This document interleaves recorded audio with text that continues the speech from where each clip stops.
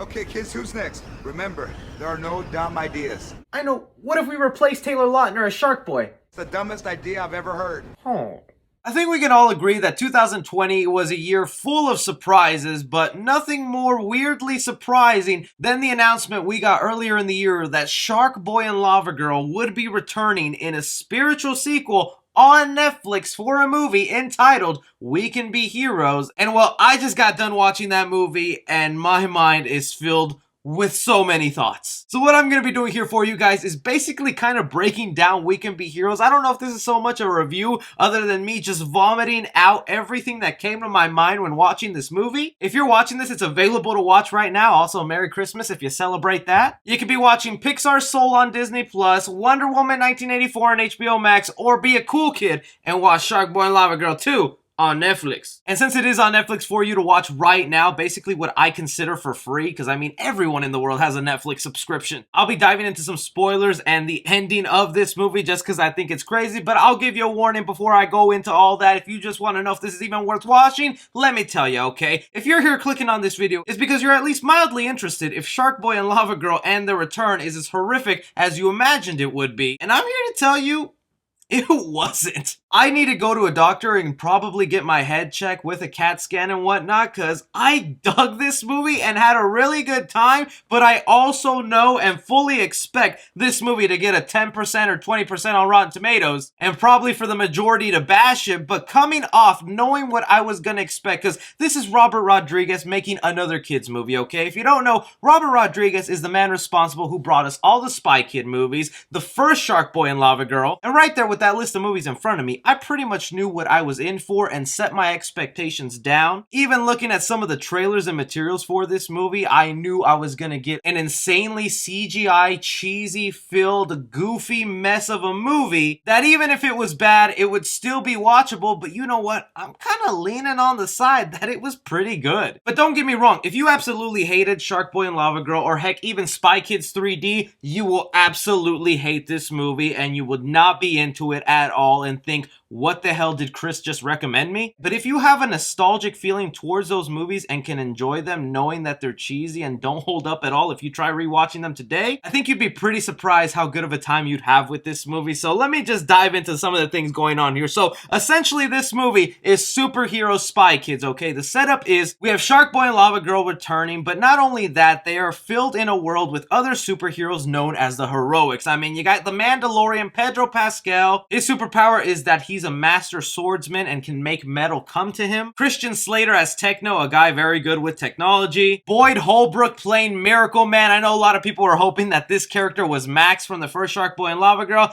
Don't get your hopes up there for an appearance of him, but he's essentially like the Superman of this world and considered the top hero. But you could also say he's like a Disney Homelander where he's got a bit of an attitude to him. You even have my boy Han, Sung Kang, who plays a speedster in this movie. Like, this is what you've been up to ever since Tokyo Drift, man? And of course, who could forget Taylor Dooley, played by Lavagirl once again, and an imposter playing Sharkboy. Taylor Lautner said, nah, screw this, I ain't being made fun of for another 30 years. But even with imposter Sharkboy that is even rejected by his own daughter, exaggerating of course, the movie still knows us as fans would not be accepting this not Taylor Lautner Sharkboy, so he basically has no dialogue at all whatsoever. The Batman mask never comes off once. It's a shame because I do wonder what they would have done with his character if Taylor Lautner did decide to come back, because Sharkboy and Lavagirl are in it for a good chunk of the movie when I thought it was going to be reduced to minor cameos here and there. So props to them for not shoving fake Sharkboy in our face. And this superhero team, the Heroics, go ahead and fight an alien invasion, but of course it doesn't go well at all. They all get captured and it's left up to the children of these superheroes to go and save their parents. The main thing I was worried about when watching this movie is, okay, are these kid actors gonna keep me entertained? Am I not gonna be looking at their faces and the way they deliver dialogue or throw in some of the jokes? Am I gonna be completely annoyed with them and just hate them all throughout this movie? But all these kids were pretty fun and likable. Not only that, but their superpowers are actually very well utilized in here. Netflix had no problem whatsoever just dumping a boatload of money to Robert Rodriguez to fill up his weird CGI nightmare of movies, and he kind of uses it to his advantage. Just rounding up some of the superpowers we have here. You have Wheels, who's a character who's described as having muscles too strong for his own bones, so that's why he's in a wheelchair, but it also makes him super smart since the brain is a muscle. You have Slow-Mo, a kid who literally does everything in slow motion. Noodles, a kid like Mr. Fantastic, can just stretch around. Acapella, a girl who uses her singing to levitate objects or kind of just sing at the most random annoying moments. Probably was the only character that maybe got on my nerves, but was still pretty cool. You have the twins, Fast Forward and Rewind, who, well, pretty self-explanatory. One fast forwards time, one rewinds it. One kid's superpower who I think is absolutely useless in this movie, but as a matter of fact has the ultimate ability to pull off blackface without getting in trouble. I mean, just take a look. Possible. I can even change my face to look like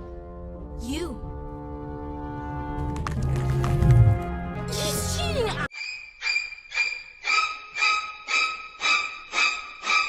I cannot tell you how I had to pause the movie so I could stop myself from laughing. Also though, real missed opportunity that they didn't give him the name Emoji Face. Like, that's basically what this kid does. He can shapeshift his face into any weird shape. But the personal favorite, of course, it's expected because they do such a great job with her, is Guppy, who is the daughter of Sharkboy and Lavagirl. Her powers basically consist of being able to control water, and again, as mentioned, with some corny, cheesy dialogue, she also happens to have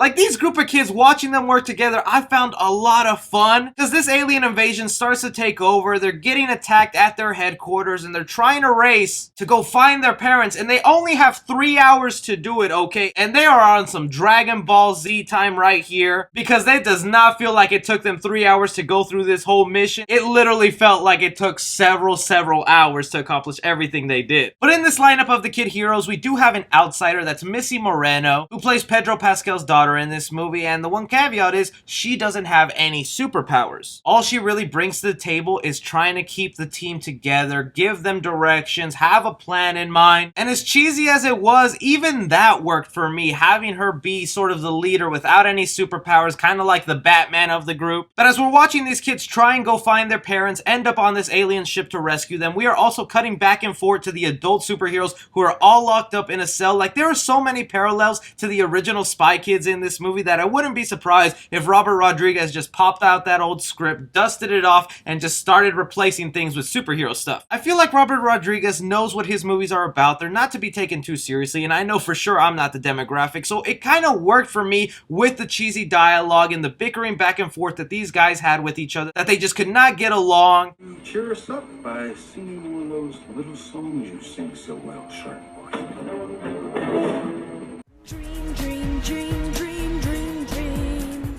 But after a certain mark with this movie, I thought I had it all figured out. I knew what was happening here. Okay, these kids will bicker back and forth, but they'll work together, they'll save their parents, everything ends all happy and fine. But man, when I tell you We Can Be Heroes tries to throw you some M. Night Shyamalan twists, not only that, they throw in double twists. Like, who do you think you are? So spoilers here on the end of the movie if you don't want to be ruined, which I've already ruined so much for you. But once the kids manage to get on the actual alien ship and they're getting close to rescuing their parents, it's found out that one of the kids in the group was an alien being. But when I tell you, that twist shocked the hell out of me and creeped me the hell out, because not only did they make the mole the one superhero kid who didn't speak at all, it was also her own damn fault that the kids found out she was an alien spy, because this kid's superpowers, Oho, has the ability to draw the future on her iPad. So all throughout the movie, these kids are being able to get out of sticky situations by looking at the drawings that this girl makes, like, oh, okay, looks like there's going to be a guard there, or an alien's going to pop out from there, this is what we're looking at. And the main character, Missy, was able to find out she was an alien spy by scrolling and going, oh,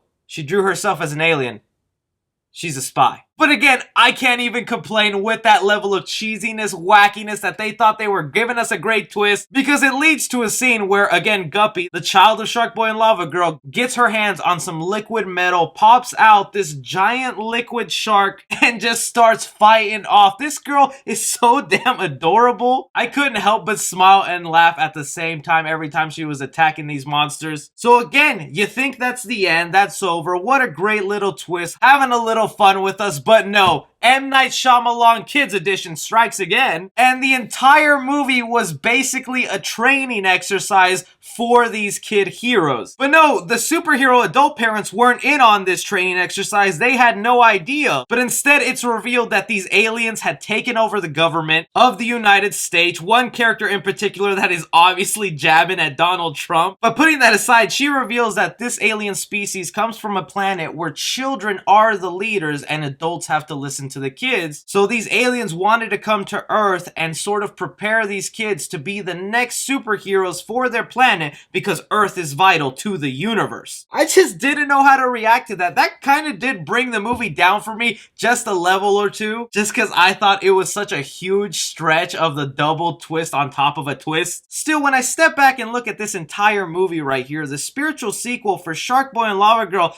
I really do think they pulled it off. Robert Rodriguez does not give an F what we think about his kids' movies, okay? Because there's something beautiful about the way he makes them. Did you know the first Sharkboy and Lavagirl was made between him and his children? That the idea for Sharkboy and Lavagirl came from Robert Rodriguez's kids when they were 7, 8 years old. And even the kid who played young Sharkboy in that movie wrote the score for the original Sharkboy and Lavagirl, and all those kids came back to collaborate with their father and bring us this movie, and I think that's just something amazing. I fully believe that this will become the new Spy Kids or Sharkboy and Lavagirl for the next generation of little kids who are watching this today. But these really are kids movies like no other. The over-bloated, weird, unique CGI, the extremely cheesy, corny dialogue, but the fully self-aware and charming nature of it with these great kid actors sells the movie for me. And so while I can agree to anyone who hates this movie or thinks it's utter trash, this Robert Rodriguez universe of kid films I think is something I'll always be looking forward to and willing to give it a shot. So you can damn well bet I'm recommending We Can Be Heroes to you, but again, with that stigma that you are a fan of the previous Robert Rodriguez kid movies.